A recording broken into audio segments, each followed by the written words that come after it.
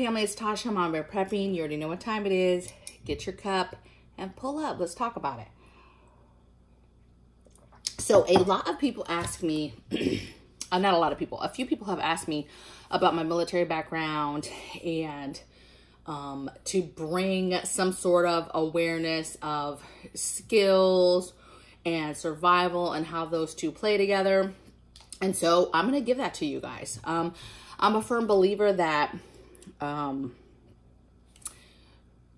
military people, anybody who has been in the military before, already has a little bit higher chance of survival because of the certain training that we have, okay?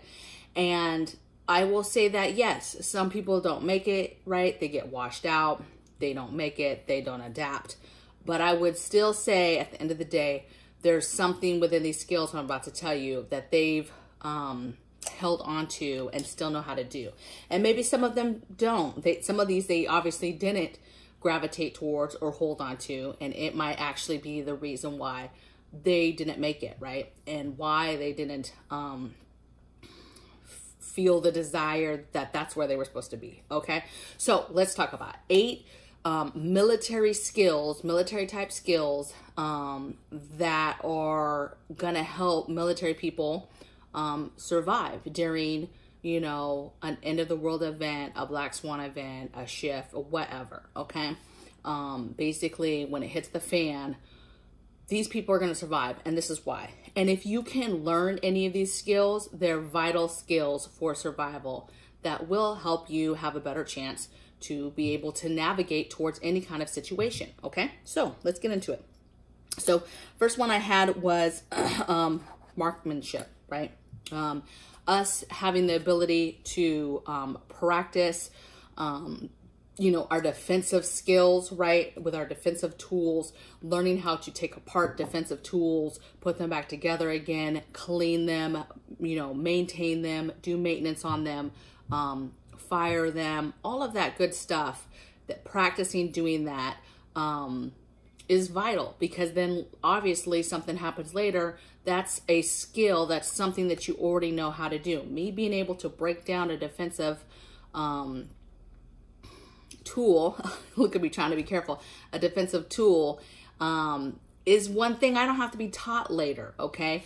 When something hits the fan, I've already got that literally locked and loaded, ready to go, okay? So all military folks that have that type of training, that's a skill that is done with and is super vital to not fortification, but protection of your home and family, okay? Second thing I have is survival training. So we have this training, CEAR training, different branches of the service, certain jobs, if you will, within the service get very, very extensive survival training, you know, like Navy SEALs, right? Navy Berets, stuff like that, right? However, the rest of us do get some sort of training. It's just a lot of times it's virtual, or we get little pieces of that training, which I'm going to talk about in the rest of the skills. But we have to do this training, and although it's virtual, we do learn about fire starting, shelter building, how to make it basically in different terrains, snow, if you're trapped, if this, that happens, right? All these basic like bushcraft survival type skills. Now, whether somebody actually takes it in and takes the information in, or just kind of learns it for the moment to pass the test, you know, that's something to be said later. But we are given the opportunity to learn about this stuff, okay? And so that is important. And for those people who actually have hands-on training in some of those aspects, even better, okay? Third thing I have is land navigation, right? Being able to take a map, orient yourself without a map. If you have a compass, all that good stuff, we get extensive training in land navigation. Again, if you didn't retain that stuff, hey, you know, certain people wash out of the military because they're not able to conform and basically learn the skills and follow orders, right? But land navigation and being able to take a map and a compass and get from point A to point B, or figuring out, you know, things on the map and things that you can see landmarks and being able to get yourself out of a situation should you get lost, or if you're just trying to find your way from point A to point B. Okay, so having that skill is super vital. And these are skills, you guys, that, you know, is not just exclusive to the military. You can take classes and learn these things. You can get books and learn these things. But these skills that I'm talking about are the reasons why you're going to have a lot of military folks naturally make it through events because they have these skills. They have this training. Number 4 is going to be first aid knowledge. So again, depending on your job, depending on your branch and your unit, and all that will depend on, you know, how extensive of training that you get. But we all get basic first responder training and skills, CPR, you name it, right? So that's important to just know the basics. You know, somebody who's never walked up on somebody that is hurt and knows the basic things to be asking and looking for and to do, right? The first responding type steps, depending on what's going on, is very, very critical. You don't have to be a doctor to be able to be just a first responder, first on the scene, to help somebody and assist them in a way that could possibly save their lives by you just doing a few simple things before somebody who does have the skill set is able to get there. Okay, so number 4, first aid knowledge. Again, stuff that you can teach yourself. Number 5 thing I have is CBRN training. So basically, we all go through training for nuclear defense, right? Learning how to put our chemical, biological, radiological suits on, right? Our suits on that would protect us from any kind of, you know, chemical attacks, you know, nuclear attacks, the gas mask, all of that stuff, right? So we get taught, obviously, just the suit itself, the importance of the suit, importance of timelines, how to decon, all these things that are super, super important. And basically knowing the knowledge of that, if something like that happens, and knowing the basics of timelines and the importance of gear and the different tests that are out there to test different stuff, to see if stuff's in the area, how to get clean, so decon, how to clean vehicles, how to clean and decon yourself, a person, how to decon a group of people. Okay, we all learn that stuff. We all go through training for that stuff. So very, very important, because, you know, I think at the end of the day, a lot of probably junior troops are like, oh, I wouldn't really know how to do that. But at the end of the day, if that happened, and let's say they were in a small town that needed to decon, right, needed to get clean, they probably in their mind have an idea of, okay, we need to have certain stations, we need to do this, we need to do that. That's in them, okay? They might not think it, but that stuff is in us once we've been trained, okay? And it's vital to know that stuff, to even know what is happening and what's going on, and that, oh my goodness, even if you don't have a CBR suit, you know the importance of getting your skin covered and strapping up and taping it up as much as you can, and getting stuff on your face and your eyes and ears and everything, right? Getting a seal. If you're indoors, sealing stuff off. I mean, those basic things are going to save lives, okay? So that's my number 5. Number 6 I have is just maintenance and the importance of it. One thing that we do every single day in all military branches is maintenance, maintenance, maintenance, maintenance. Whether that's maintenance on ourselves, maintenance on vehicles, maintenance on equipment, comms gear. I mean, you name it, we have maintenance for it. And so knowing that is a survival skill, and knowing the importance that things need to be taken care of, they need to be checked. You can't just have an item and just use it forever and think that that's fine. You have to take care of that item. It has to be maintenance performed on it to make it last longer, which is super critical in a, you know, in a survival situation where you might not be getting stuff and you're having to reuse stuff and repurpose stuff and take care of stuff or fix things yourselves. And so just understanding the importance of maintenance and doing that is a very crucial skill for when it hits the fan, okay? Next thing I have, what number was that? I think that was 7. Was that 7? 5, 6, 7. Wait. Where am I at, you guys? What was my number 1? Oh, that was my number 1. Okay. That was 6, you guys. Okay, so 7. There I go.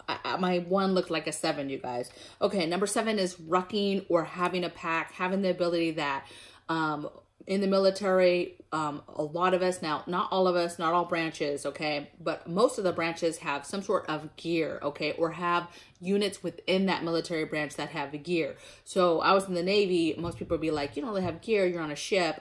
Well, we have gear like our sea bag and all that stuff, but I was in a unit that had actual gear, right? I did time in Iraq, boots on ground, right?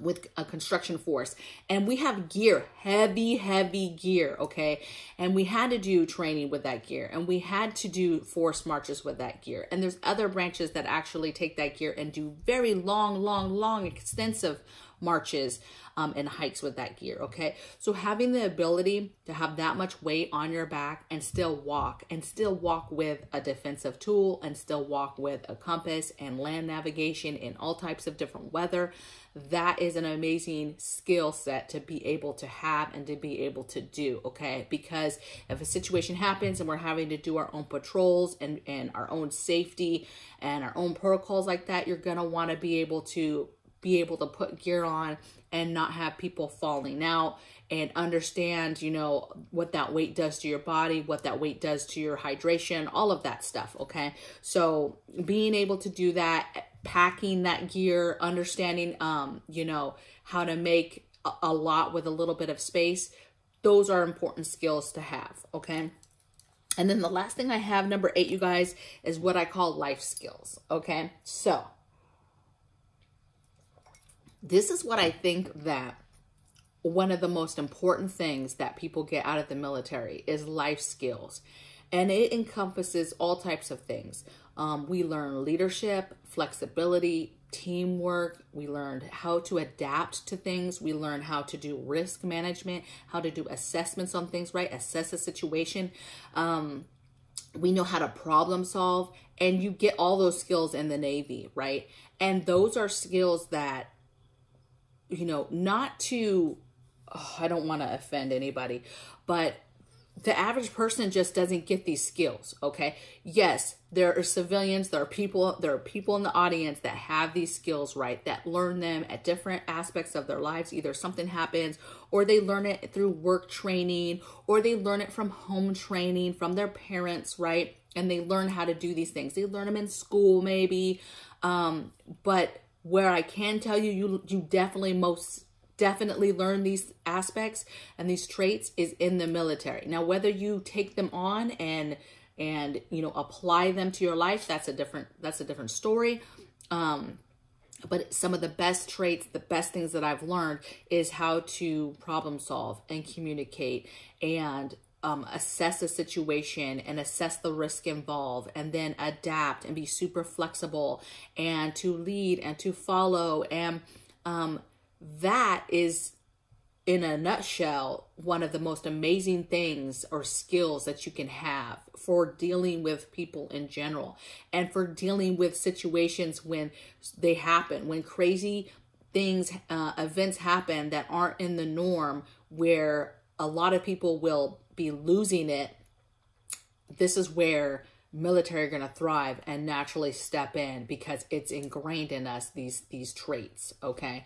And these can be taught as well. You can take classes. I mean, how do you think we learn these ourselves? We take classes, we do training over and over and over. These can be taught as well, okay? So these are 8 skills, you guys, that I think are the reason why military people in general are going to make it a little bit farther. I'm not saying if you were in the military, you're automatically in there like swimwear. I'm not saying that, okay?